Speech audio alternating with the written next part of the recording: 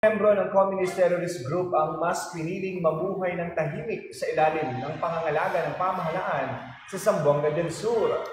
Isa itong katibayan na epektibo ang mga programa ng gobyerno upang mahikayat ang mga miyembro ng makakaliwang grupo na magbalik loob sa pamahalaan.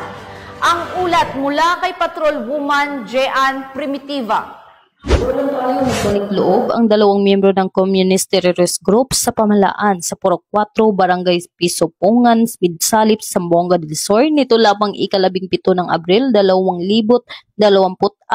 Kinilala ni Police Major Jovan Clint Palo, Operation Intelligence Officer ng 1st Provincial Mobile Force Company, ang mga nagbalik loob na sina alias Liber, 55 taong gulang, may asawa, at si alias Jai, 24 taong gulang at pawang parihong residente ng Purok 4, Barangay Pisopungan, Midsalip, Zamboanga del Sur at kapwa mga miyembro ng grupong Tig-Organisa o GTO at Kabataan Unan or sa ilalim ng Guerrilla Front Kara. Si alias Liber, kasabay ang kanyang pagsuko, ay voluntaryo din niyang binigay sa pulisya ang kanyang armas, isang unit ng caliber 38 revolver na walang serial number at walang bala. Ang sumukong mga miyembro ay nanumpa sa kanilang karapatan at saksi si Police Captain Palo at ang Barangay Council sa naturang barangay at nakatanggap din sila ng groceries, cash gift at pinakawalan kasama ang kanilang pamilya.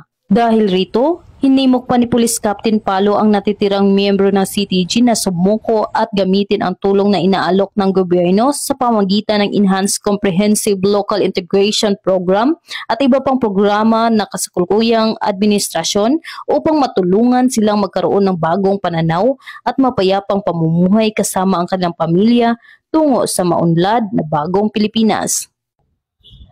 Mula dito sa Zamboanga Peninsula, nagbabalita ang iyong PNN correspondent, Patrol Woman Jean Primitiva, alagad ng batas, taga-taguyod ng Balitang Pulis.